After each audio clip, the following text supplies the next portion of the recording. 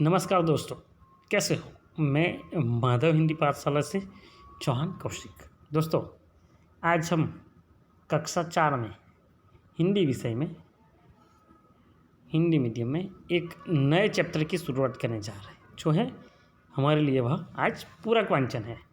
दोस्तों, इस चैप्टर का नाम है, इस कहानी का नाम है ईमानदारी, जिसके लेखक है हरीश कुमार। दोस्तों, ईमानदारी मतलब किसी भी कार्य में बेईमानी न करना, वो या फिर हमें जो जिम्मेदारी दी गई है उसको अच्छे से निभाना, उसे ईमानदारी कहते हैं। तो ईमानदारी की एक बात यहाँ पर भी बताई गई है, तो मैं आपको वह बात बताता हूँ। दोस्तों, आगे देखते हैं। इस चित्र में आपने देखा कि एक दादाजी उसके पोते के साथ, मतलब उसके बेटे का बेटा पोता, एक लड़के के साथ कहीं पर जा रहे हैं। साफ सुथरा रास्ता है और यह दोनों कहीं पर जा रहे हैं, वह दिखाई दे रहा है। देखते हैं आगे। सोनू जब सुबह उठा तो उसने देखा कि वह कुर्सी खाली थी, जिस पर बैठकर उसके दादा सुबह सुबह समाचार पत्र पढ़ा करते थे। अगर किसी दिन समाचार पत्र न आया हो तो वह कोई पत्रिका या पुस्तक पढ़ते नजर आता है, पर उसे कुर्सी पर बैठा करते थे। यहाँ पर एक गांव की बात है, जिसमें एक परिवार रहता है। उस परिवार में एक दादाजी और एक उसका पोता भी रहता है। यहाँ पर बात की गई है सिर्फ दादाजी और उसके पोते की। वह पोता जब सुबह उठा तो उसने देखा कि जिस कुर्सी पर उसके दादाजी हर रोज़ अखबार पढ़ते हैं कुर्सी पर बैठकर, वह कुर्सी आज खाली है। तो वह सोच में पड़ गया कि दादाजी कहाँ गए। और जिस दिन अखबार नहीं आता उस दिन दादाजी कुछ पत्रिका या फिर पुस्तक पढ़ते नज़र आते हैं, लेकिन वह उस कुर्सी पर बैठकर ही पढ़ते हैं।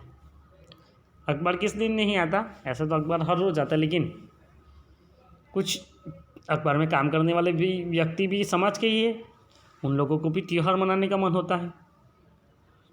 तो कैसे काम चलता हो क्या। तो दोस्तों, जैसे कि उत्तरायण है, 26 जनवरी है, 15 अगस्त है, रक्षाबंधन है, धुलेंडी है, ऐसे जो त्यौहार हैं उस दिन अखबार वालों की छुट्टी रहती है। इसलिए उस त्यौहार के दूसरे दिन हमारे घर पे अखबार नहीं आता। और दीपावली में तो अखबार वालों को भी 5 दिन की, मतलब नए साल के दूसरे दिन से लेकर और 2 दिन की, मतलब कुल 3 दिन की छुट्टी मिलती है। तो पता चला ना कि अखबार वालों को छुट्टी कब मिलती है। और जिस दिन अखबार नहीं आता उस दिन दादाजी पत्रिका या फिर पुस्तकें पढ़ते हैं। उसे घर में दादाजी कहीं नज़र नहीं आए। उस पोते को अपने घर में दादाजी कहीं पर नज़र नहीं आ रहे थे। उसने सोचा शायद अभी सैर करके वापस ना आए हो। बड़े बुजुर्ग व्यक्ति जो सुबह उठकर तैयार होकर सैर पर जाते हैं। तभी उसे दादाजी बाहर से आते दिखाई दिए। उसने पूछा, आज सैर में इतनी देर क्यों हुई दादाजी। सैर करके तो मैं कब का आ चुका हूँ, मैं तो समाचार पत्र वाले के लिए फाटक पर खड़ा था, दादाजी ने जवाब दिया। जब वह बच्चा सोच रहा था कि आज कुर्सी खाली क्यों है, और तब उसके मन में आया कि शायद दादाजी सैर करके घूम कर लौटे नहीं हो। लेकिन फिर उसने अपने दादाजी से पूछा कि आज इतनी देर क्यों हुई। तो दादाजी ने कहा कि बेटा, मैं तो सैर करके कब का लौट चुका हूँ, लेकिन मैं अखबार वाले की राह देख रहा हूँ। तब वह पोता कहता है कि आज का समाचार पत्र आपके हाथ में है। दादाजी के हाथ में अखबार था, तो वो बच्चे ने सोच लिया कि दादाजी अखबार वाला आज वक्त पर नहीं आया, उसकी राह देखते होंगे। फिर उससे मिलने की क्या ज़रूरत पड़ गई आपको, सोनू ने पूछा। सोनू की बात सुनकर दादाजी मुस्कुरा पड़े और कहने लगे, बेटा, कल समाचार पत्र वाले को मैंने गलती से 10 रुपये कम दिए थे।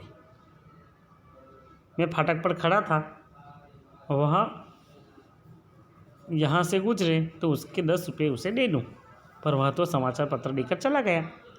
उस छोटे से बच्चे ने पूछा, पोते ने पूछा कि दादाजी आप दरवाजे पर क्यों खड़े हैं? ज्ञात पत्र। दादाजी ने कहा कि बेटा जो अखबार वाला है उसे मैंने कल 10 रुपये कम दिए थे, इसलिए मैं आज उसकी राह देख रहा हूँ कि अगर वह अखबार वाला मुझे दिखाई दे तो मैं उसे बुलाकर उसके 10 रुपये उसे वापस कर दूँ।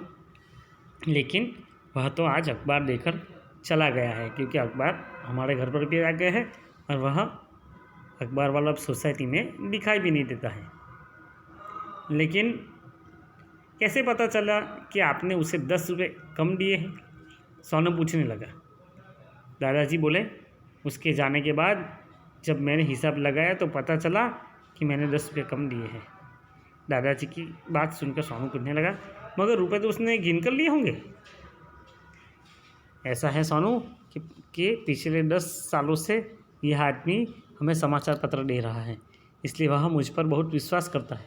बेटा सोनू, 10 रुपये का घाटा अर्थात उसके 2 दिन के परिश्रम का घाटा है, इसलिए बात उसके गिन कर लेने की नहीं, हमारी ईमानदारी और सच्चाई की है, दादाजी समझा रहे थे।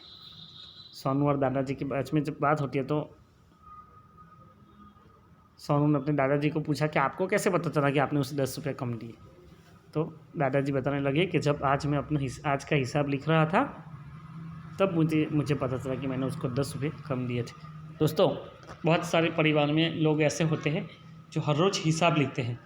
हिसाब लिखने का फ़ायदा ये होता है कि हम हमारे पैसे किस गलत काम में खर्च कर रहे हैं उस बात का अंदाज़ा सरलता से लग जाता है और कोई चीज़ याद नहीं रखनी पड़ती, क्योंकि हमने सब कुछ लिखा होता है तो हिसाब भी सरलता से मिल जाता है और फिजूल खर्ची भी कम होती जाती है। तब उस सोनू ने मतलब पोटे ने अपने दादाजी से कहा कि दादाजी उस आदमी ने पैसे तो गिन कर लिए होंगे ना? तब दादाजी कहते हैं कि बेटा वह आदमी हमारे यहाँ पिछले 10 सालों से अखबार दे रहा है और इसलिए उस आदमी को मुझ पर भरोसा है, इसलिए उसने पैसे नहीं गिने। 10 रुपये का घाटा अर्थात उसके 2 दिन का परिश्रम का घाटा है। तब दादाजी कहते कि बेटा बात पैसे उसने गिन के लिए या नहीं लिए उसके नहीं है, बात ईमानदारी और विश्वास सच्चाई की है, क्योंकि उसके 10 रुपये हम उसे ना लौटाए तो उसको 2 दिन के काम का घाटा हो जाएगा, इसलिए हमें उसके 10 रुपये लौटा देने चाहिए। सोनू दादाजी को सुनता रहा, फिर बोला, दादाजी उसके विश्वास को बनाए रखना हमारा कर्तव्य है, आप यहाँ बैठिए, मैं उसे खोज कर आता हूँ। जब सोनू के मन में यह बात समझ में आ गई कि हाँ उस आदमी की मेहनत के कमाई पैसे हैं, हमें उस पैसे उस तक पहुंचाने चाहिए, इसलिए सोनू अपने दादाजी को कहता है कि आप यहाँ ही रुकिए, मैं अपने घर में सोसाइटी में जाकर देख लेता हूँ कि वह आदमी कहाँ तक पहुँचा है, उसे बुलाकर ले आता हूँ, उसे ढूंढ कर ले आता हूँ, ताकि उसको उसके 10 रुपये भी मिल जाए और हम पर जो उसका विश्वास और सच्चाई है, हम पर जो उसका विश्वास है वह विश्वास भी बना रहेगा और सच्चाई भी जो सच्चाई हमें पता है वो भी उसको भी यकीन हो जाएगा, मतलब उस आदमी को भी यकीन हो जाएगा कि यह लोग अच्छे हैं। सोनू के मुंह से यह सुनकर दादाजी के चेहरे पर संतोष का भाव दिखाई दिया। दादाजी बहुत खुश हुए। सोनू की ऐसी बातें सुनकर दादाजी के चेहरे पर हंसी आ गई, बहुत खुश हुए, उनके चेहरे पर संतोष का भाव दिखाई दिया कि वो यह सोचने लगे कि मेरा बेटा भी मेरी तरह सच्चाई और ईमानदारी के रास्ते पर चल रहा है। उन्होंने सोनू के सिर पर प्यार से हाथ फेरा और कहने लगे, शाबाश बेटे, मुझे तुमसे यही उम्मीद थी।